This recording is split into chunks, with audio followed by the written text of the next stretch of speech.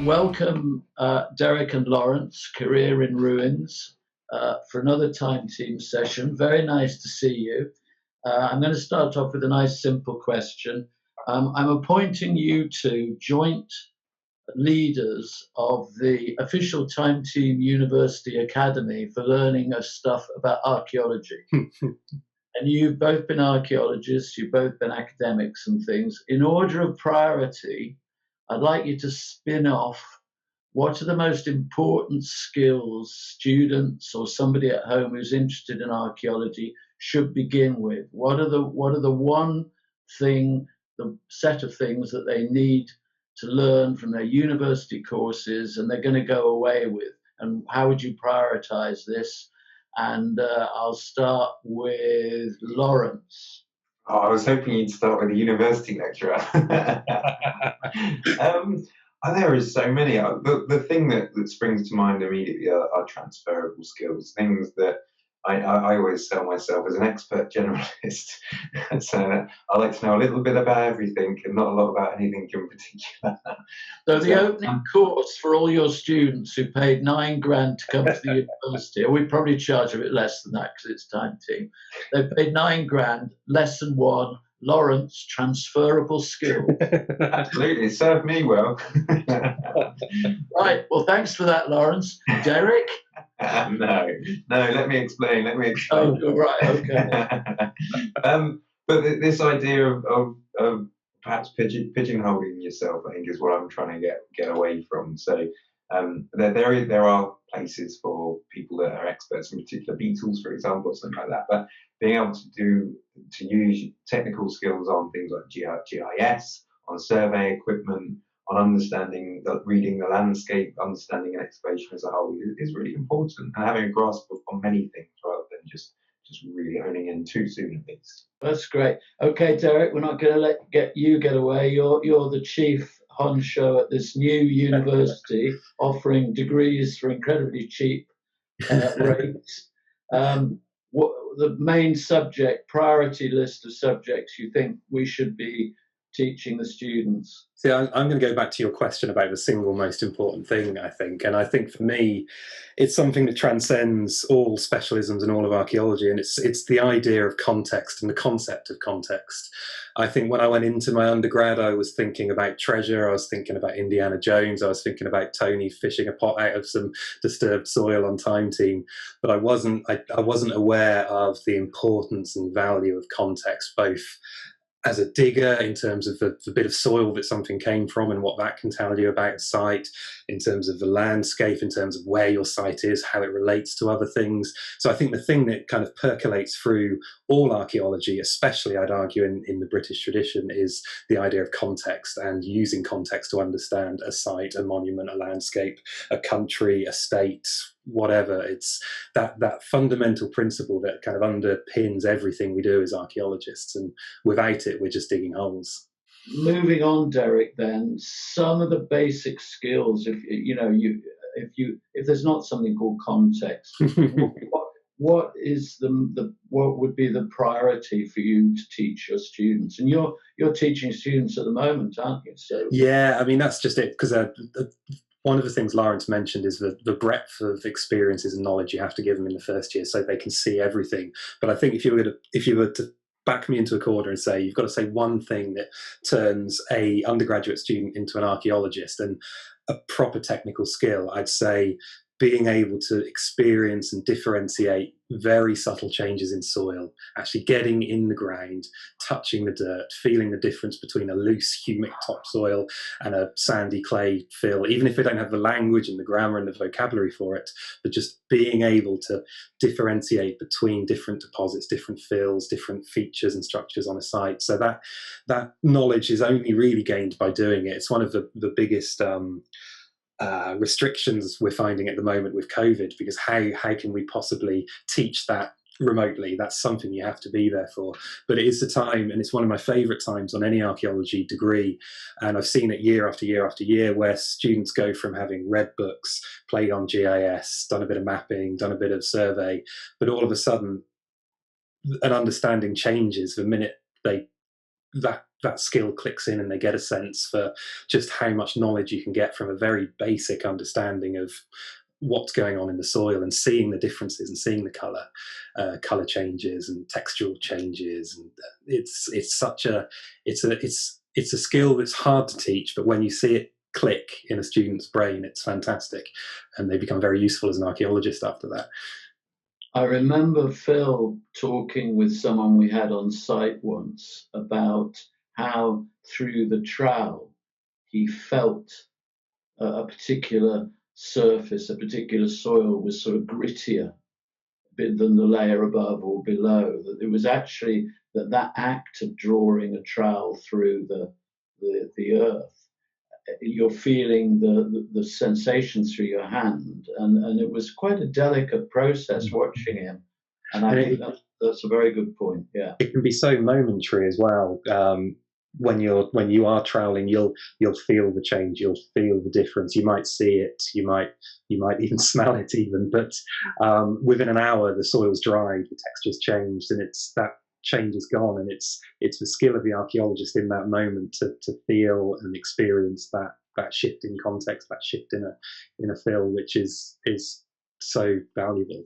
What I just come in with there is that Derek's absolutely right, but what's nice about what he just said is transferable to so many aspects of so many skills within archaeology. So even talking about going through the different layers or understanding, getting to grips with those contexts is something that's relatively transferable to someone doing an earthwork survey, for example, and understanding those slight changes in how that topography is changing and where that rampart is, or where the surviving aspect of that castle turret might be, and understanding how to map that, and then understanding how to transcribe that into a visualization that actually means something. And I guess that's transferable to so many different disciplines within our own discipline. We're a really broad church, and you'll have seen this over all the years of the productions that you've done, Tim, and the different specialists and the different experts and the different takes that each person, whether they're a specialist in pots and or whether they're a geophysicist, and John's knowledge of just the readings that appear on different geologies, and it's that ability, and you must see this perhaps with your students as well, Derek. Each one that suddenly gets that light bulb moment is, oh, actually that change in the soil is what's really caught my attention. Or, oh, actually understanding how this geophysics works is what's really caught my attention. And I don't know if you had a similar experience of going out on a bus trip with John Gale in your first year and looking out the bus windows as he was kind of narrating the landscape as you moved through it, and that piecing apart the stratigraphy of the landscape, the anthropogenic from the natural. It was a wonderful moment to have. I think it was the first week field trip, in fact, just going out and that lump and bump over there is a hill fort, that lump is a barrow, and just oh my God, it's everywhere.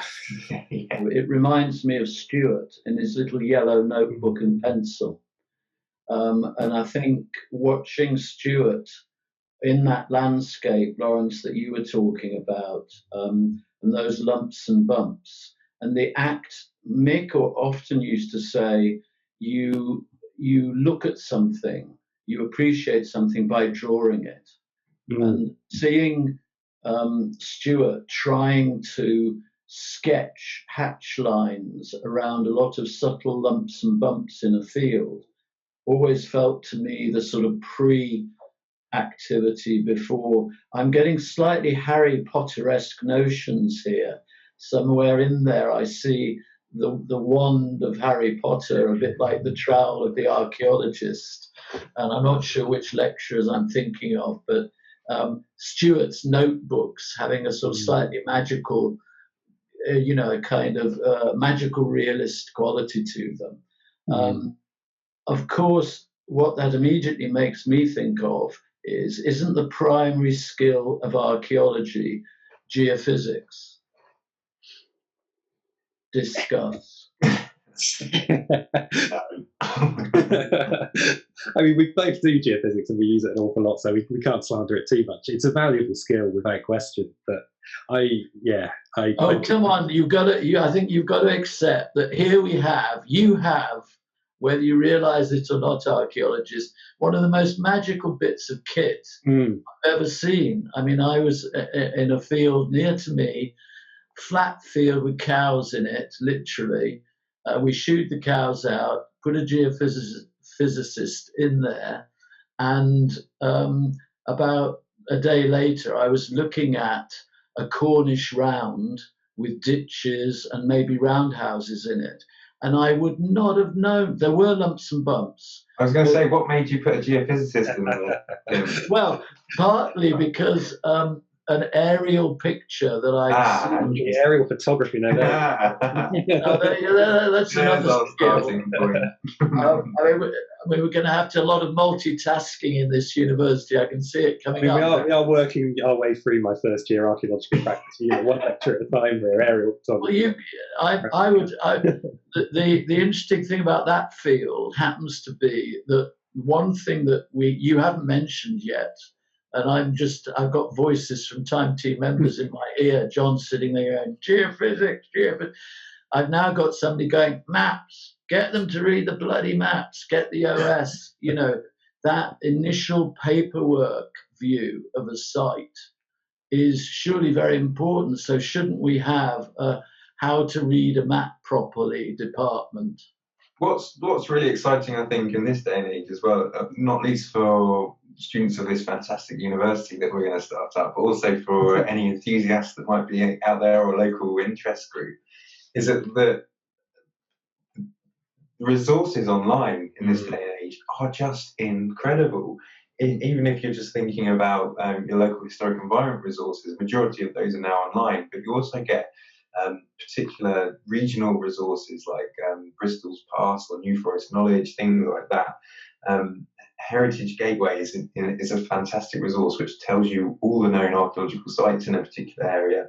Then you've got things like the National Library of Scotland, which have all the historic maps available, and they've now brought in the Environment Agency LiDAR data. So anyone that wants to get to grips with maps, with remote sensing, with archaeological sites, it's literally at their fingertips in this day and age. Knowing what to look at and where to look for it is an important part. But once you've got that key, you're away.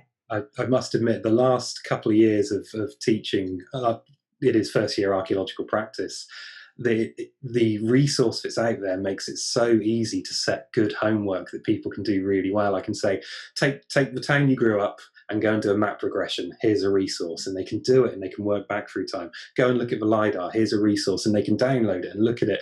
When we were watching that episode earlier, I was looking at it and thinking, we have got it made now. I mean, my word, it's so much easier than it was 23 years ago. My word, we are so lucky. And you're talking about St Mary's City, which you kindly viewed for me, which we'll get to fairly soon. But going back to our course and our department, I imagine a fairly interesting staff room equipped with a degree of highly eccentric, various experts in various things. And in order to start the first year project off, there's certain basic things we want to get in place. We have a site, maps are being done.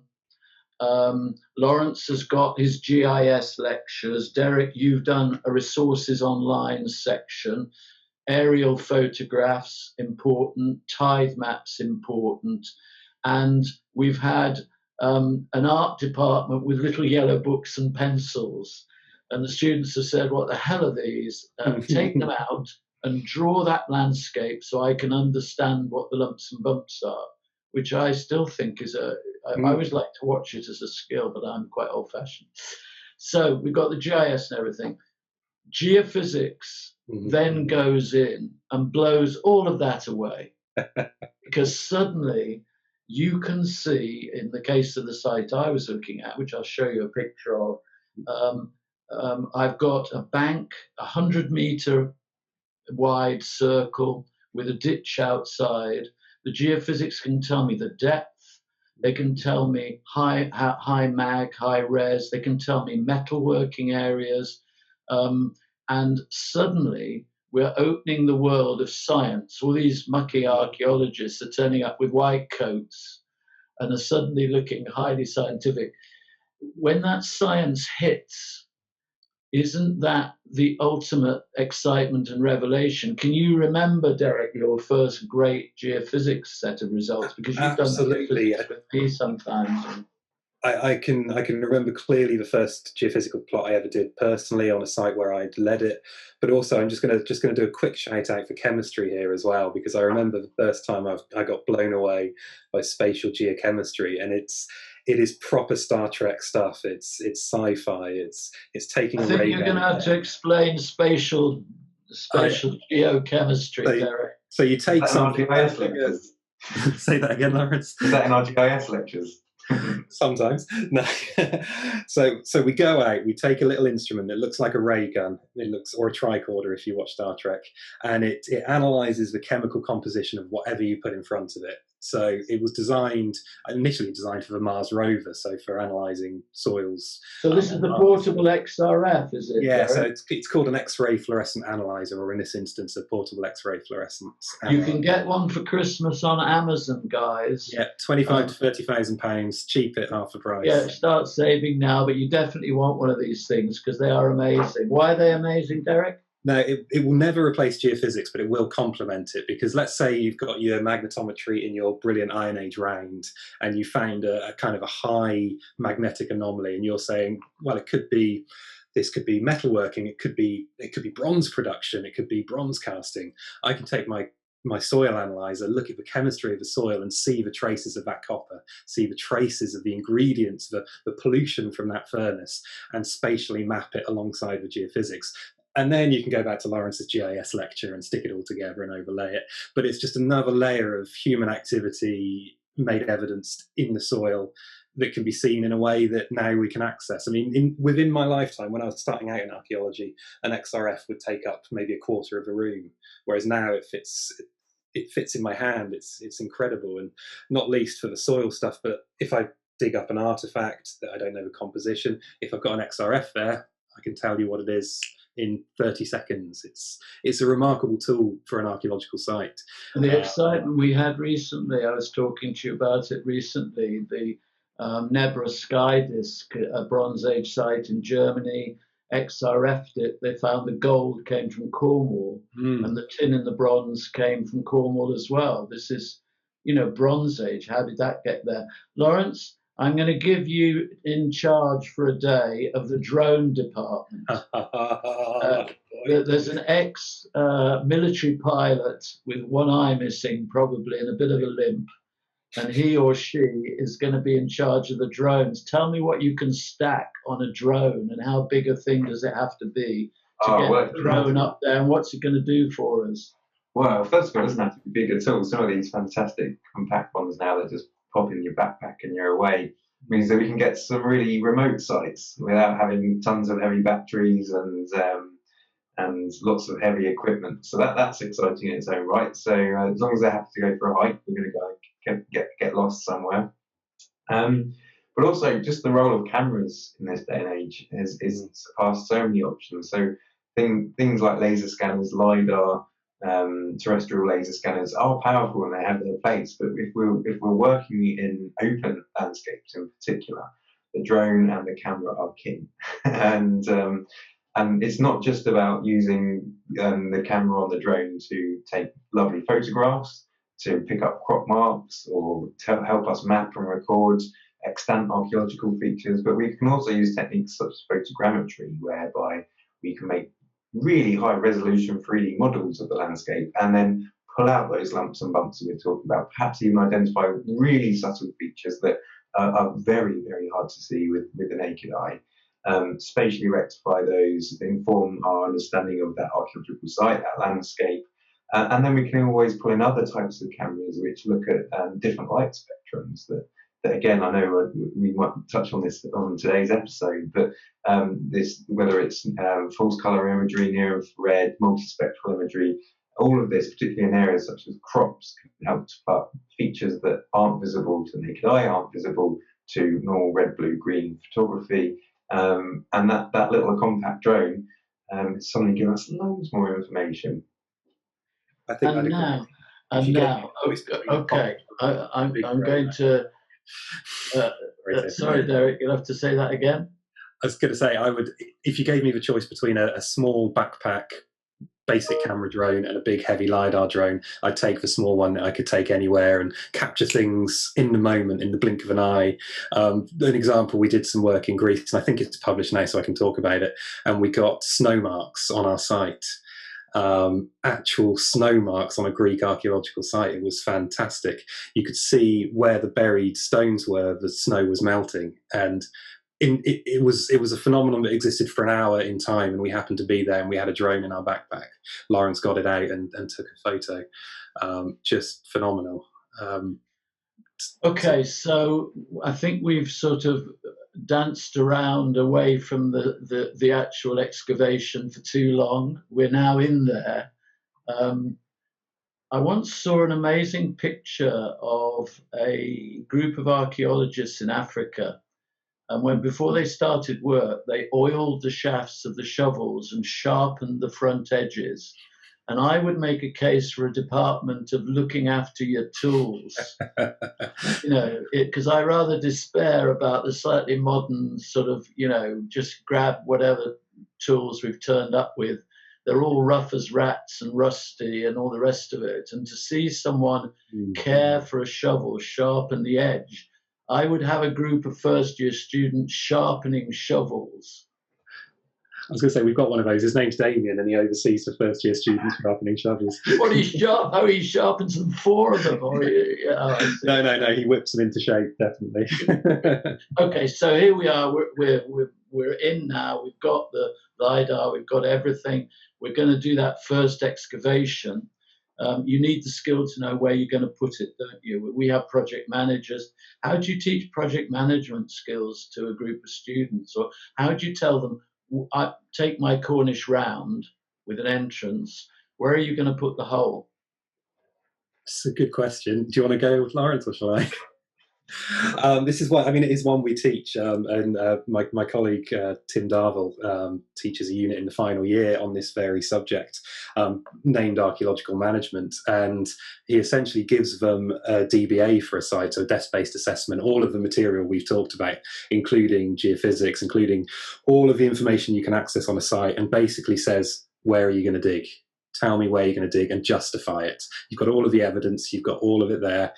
And then we talk through it collectively. We talk through it as a group, and we argue over it. And there's never a right or a wrong answer.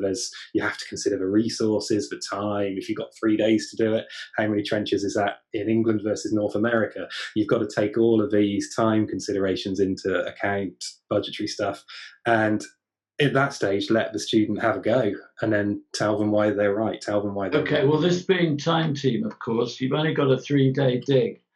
So the decision you made about where the trench is pretty critical. Lawrence, you've got a round.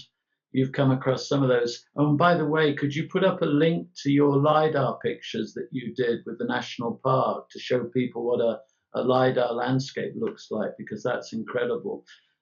If you're making a choice about where to put that excavation, Lawrence, where are you going to go for if you're the guy in charge? Or the person? Well, first of all, I'm going to get a nice 3D map or a plan, a 3D plan. Get our planner's results in, and I'm going to get Derek's geophysics and geochemical results and overlay that.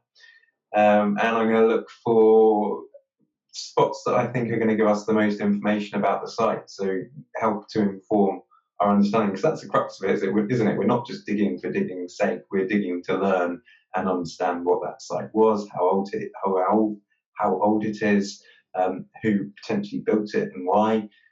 So identifying site areas within those data, all those different layers of information to inform our decisions. That might be, as Derek suggested, a hearth that's got a high content of bronze or copper or whatever it may be, so that seems like an obvious target, and then ensuring that trench location and size is to the right scale that's going to give us the right information. So a metre square test pit perhaps isn't ideal in this situation, but a larger one might help with our understanding. And you go back to those PPG 16 things, Derek, don't you? Where the extent, the condition, the sort of things that we had to tell people so that they can decide to schedule the site or not. There's a certain set of information that other people need about what you've done.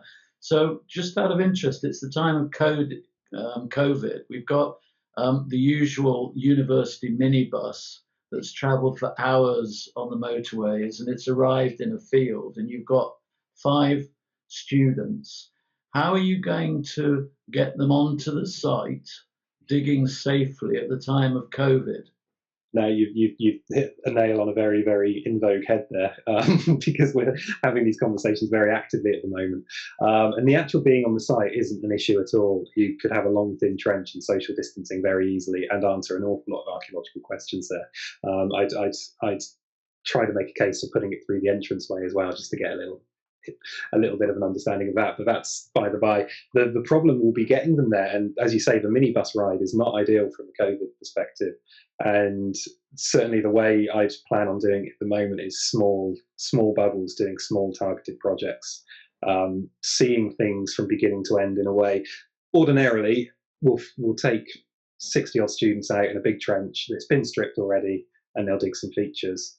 Under COVID, I think we've got a unique advantage where we can take students out into smaller groups, into more kind of concise sites, and they can see the process from stripping the topsoil right the way through to backfilling in small social bubbles. And I think that's the only way at the moment, under current conditions, we'll be able to do it. But Lawrence. And how much, Lawrence? Yeah. Well, one thing I would add is that our university is very keen to bring in experts from the profession, and I'd be very keen to bring in the commercial archaeologists that have been working through lockdown throughout this whole COVID situation, who have had to come up with the processes they have had to work to ensure that HS2 is carried on, that development's carried on. They have been critical workers, so those guys are the experts, and they're the ones that we're going to bring in to tell us how to do it, I think. Absolutely. And we should get a shout out because they deserve it. I mean, they work blooming hard in blooming difficult situations. I think it's well worth a shout out on this as well. I don't know if you've seen it, Lawrence. I think it was LP Archaeology has put together some online resources for COVID-safe archaeology or COVID respecting archaeology. I think it's on the LP Archaeology website, a really valuable suite of resources. As well as the Chartered Institute for Archaeologists, they've done a lot of good stuff as well. Okay, so I'm going to we've still got these 5 students standing there waiting to do something. I'm going to give each of them a test pit, suitably distanced from each other. How much do you think a student could get? Because we did a lot of test pits with Dig Village and with Mick when we were doing the work with him often. He loved test pits. Was a real believer in them. If you put a student into a test pit and he knows the rules, knows the layers, knows what he must do and all the rest of it, how good can digging a test pit be in terms of showing somebody the basics of excavation? They can be really beneficial. I think you popped along to, in my previous post, we had a test pit exercise in a village in Burley in the New Forest. And this, in terms of a teaching exercise and a way of engaging locals with the process of archaeology and excavation, it can be really beneficial. I know people like Karenza Lewis has had huge benefits in terms of engaging a whole range of different audiences and gaining some really useful, detailed information about the history and the archaeology of her sites. And Derek, your feeling about how many students can actually leave with an archaeology degree, never having dug anything? I would argue none, hopefully, but I'll let you know in a year or two's time. But I don't mean at your place, but I mean we've had students coming on to Time Team sites who've done an archaeology degree, and they've done actually very little excavation. I think there's something that's worth flagging up here now, and that's the Chartered Institute that Lawrence mentioned earlier have recently brought in accreditation for archaeological programs. And what that allows universities to do is apply for accreditation, but in a very broad spectrum of areas. So they don't necessarily have to be frontline diggers. They don't necessarily have to have that in there. But within the accreditation process, it will highlight the strengths of any particular program, any particular university. So if a university specializes in spatial archaeology and does very little digging, they can still get accreditation based on that. But it draws out, I think it forces universities to highlight their strengths and market those areas, whereas a university like BU, kind of its USP, its prime selling point is practical archaeology. So there's still, I think, a case to be made for not just looking at the degree or the program or the name of it, but where someone's come from and what sort of program they've been through. Is it accredited? Is it not accredited? And what's it been accredited for?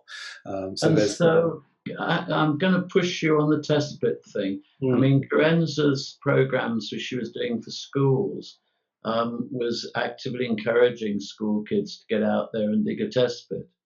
And I think the people we observed from a range of different experiences found the discipline of doing a test pit quite something. You know, it seemed to involve very similar skills, use of the trowel, the way the fines were managed and things like that.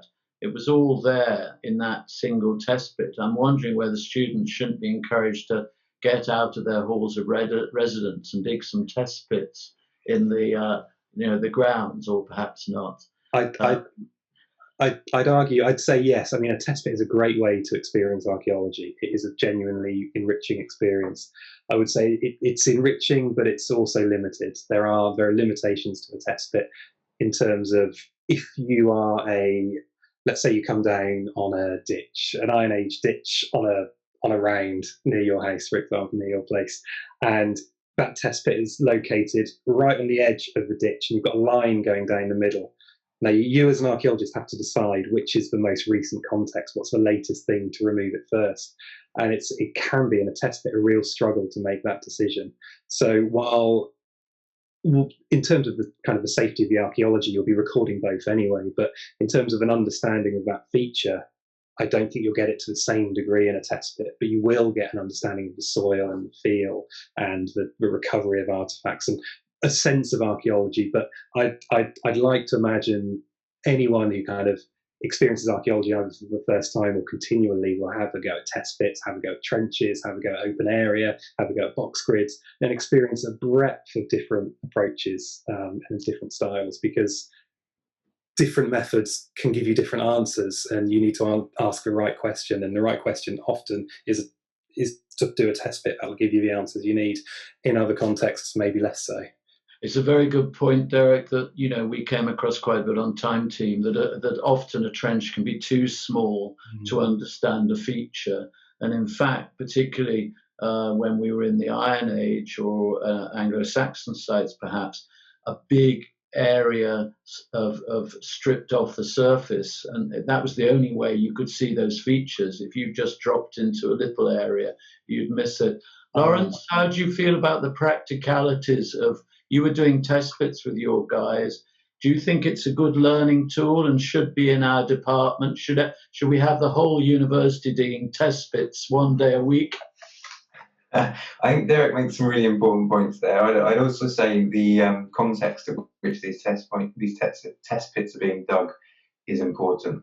So just digging a test pit, finding a load of stuff and sticking it back in the ground is no good. But having a systematic approach such as that pulled together by Carenza and Dig School with the Council for British Archaeology, and making sure you're following best practice, recording correctly, sharing your results as part of a larger project, ideally. So one test pit on its own can prove interesting, but the context is perhaps lost. But multiple test pits across multiple gardens in one location can provide slightly more information. Very good, and that goes back to Derek's point about the desk-based analysis and the kind of thing Tim Darch was talking about, where you're trying to make strategic decisions about what kind of excavation is going to give you the answers you need. We were always being asked, what question are you trying to answer? What do you want to find from this? And I think asking the right question is a big part of people's understanding about archaeological sites. I'm going to bring us to a sort of close at the point where we've nearly got the trenches open. The students are still standing there, sharpening their spades. And we'll move on to other aspects of excavation, finds management, post-excavation, and things like that. You were kind enough, I think you managed to, both of you, perhaps have a look at a Time Team, which was fairly ancient. Derek, what were your responses to it, and what things did you remember? Oh, it's a really interesting episode, and what I like a lot about it is it's the era I started watching Time Team in. It's very much I was 14 years old, coming home from school, watching Time Team and getting into archaeology and thinking about degrees and things. So it was perfect for me. A few things struck me in that episode. It's how much the world we exist in has changed on many levels. From the technology the archaeologists are using, the way in which they're interpreting data, the way in which they're using data, but also some of the social aspects as well, a little bit. Archaeology, to me, and something that's very good about archaeology at the moment, is it's a tool for looking at narratives on all sides. And something that struck me about that episode is it's very much it's retelling the story of the colonial narrative, which is fine. I'm not criticizing that by any stretch. It's of its time, but I think if you were to make that episode today, you'd have a much more balanced narrative there, and you'd ask the question slightly differently, I think. Derek? Lawrence? I'd agree with that, I think, and that's almost perfectly demonstrated in the episode itself, in that when you revisit the house and excavate the house, and you find that information that wasn't seen by the previous excavator, because there's a level of the masonry that he hadn't identified or recorded. And that's because you're asking different questions to when the original excavator was there, and you're looking for different things. And I think Derek's absolutely right. The episode's of its time, and it would be, if it were to be remade today, there'd be some very different questions around the history of colonialism, and also St Mary's itself as a city, and its tobacco trade and its links to slavery. And Derek, memorable moments in the show for you, things that you remember? One of the most enjoyable elements of that show for me was Stuart and his sort of monofocus and his ability to kind of fight off everyone else at all stages. And I actually, when I was watching it, I felt myself wanting to ask you, how much had, sort of behind the scenes, how much of that argument carried on? Where were you placed in that? Were you kind of egging Stuart on to kind of get more and more focused on his interpretation, or were you saying, "Nah, Stuart, you're wrong. What are you talking about?" I think you were often, we deliberately allowed Stuart his head, because he would always walk in after we'd been at it for a day or two and say, well, either you're in the wrong place or you're looking at it in the wrong way. And that was always great. It was completely unexpected. And that was a great function. Lawrence, do you remember the burial excavations, and the pipe facet was one of the things that seeing that was I don't know why that was so extraordinary, that somehow somebody smoking a pipe all those years ago, and we were able to find that information. That was one of my favorites. What about you? Any moments that stood out? Well, I think that was particularly nice. I think skeletons are quite hard to relate to at times.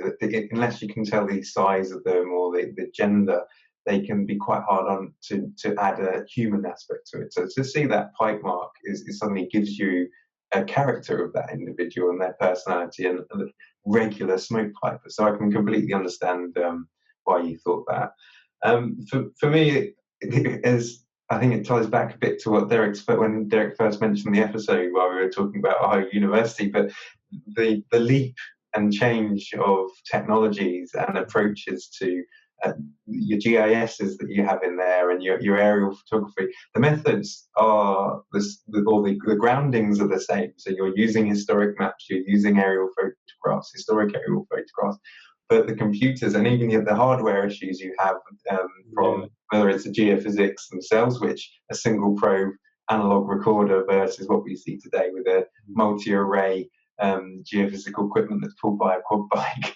Again, as Derek says, I'm very pleased to have been a 10, 11-year-old watching that rather than have been the professional doing it. And the other thing about that site as well that you must have experienced, because Derek, you've excavated with the Greek archaeologists. Lawrence, you've been out to Easter Island, and here we are. Back then we were going out to America, and meeting up with another archaeological culture was quite strange. I mean, those long-handled hoes that they loved, and their different way of regarding everything, every piece of archaeology, because they have proportionally less than we did. That cultural adaptation, I think that's probably another department. You know, if you're going out somewhere, you've got to learn and work with people who may look at archaeology very differently from you. Derek, what do you think? I'd agree with that. I mean, Lawrence and I had a brief chat after we both watched the episode earlier, and something that sprung to mind as a potential first year unit, and it's actually something I'm going to bring into my teaching now, because I hadn't really thought about it in those terms before, is I like to think, as a British archaeologist, I do things very well, and we do things within our cultural discipline very well, I think. But everywhere I've ever worked does things differently, and it's not wrong. It's different for its own reasons. It's got its own historical background. It's got its own historical trajectory. The Russians dig in a certain way because that is their tradition and it's come from something. There's reasons for that. Likewise with the Greeks, the Slovenians, Serbians, Spanish, the Americans I've worked with. And no one's right or wrong. They're just asking different questions in a different way.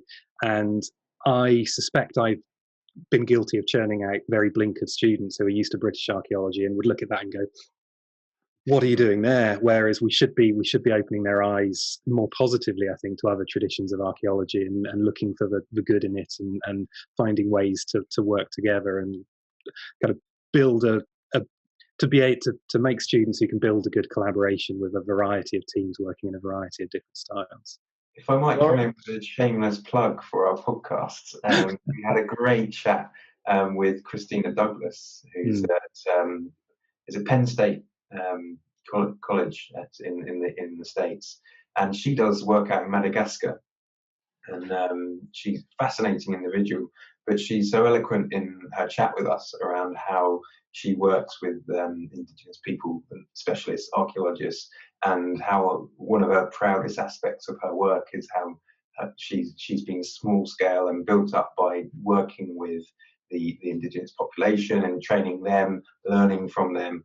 And as a result, actually, whereas COVID has halted a lot of research during these last few months, whereas her team can't fly out there from the States to Madagascar to do work, the work carries on because the locals are trained and they've adopted that. And there's a lot to be said about that sort of approach and bringing together knowledge and sharing knowledge and just really sort of future-proofing in your projects these days. So definitely have a listen to our most recent podcast.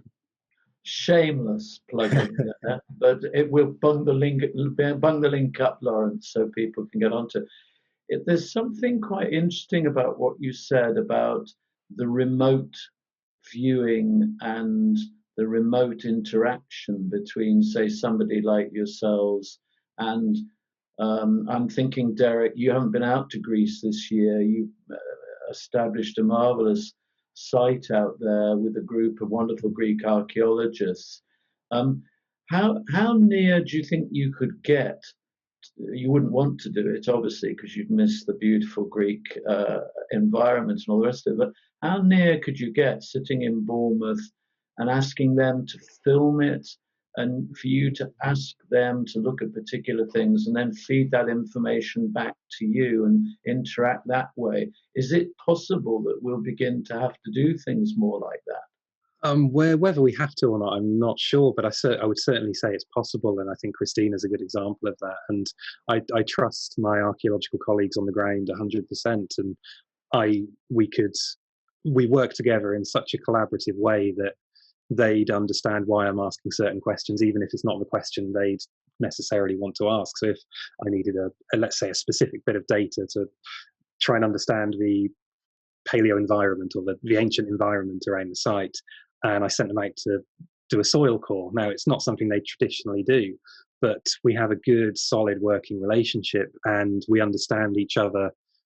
We each have our different goals and our different aims. And I think just going back to that previous question and the previous point, archaeology as a discipline in the past has had a tendency to go and assert itself on other places. I mean, Greek archaeology is a tremendous example of that. It's very in its colonial in its manner, for sure, and how it has been over the years. But I think now the best archaeology that's happening at the moment are partnerships and collaborations. And if you've got good partnerships and good collaborations, remote collaboration is entirely possible, and a great hope for a COVID summer next year if we're still in this mess.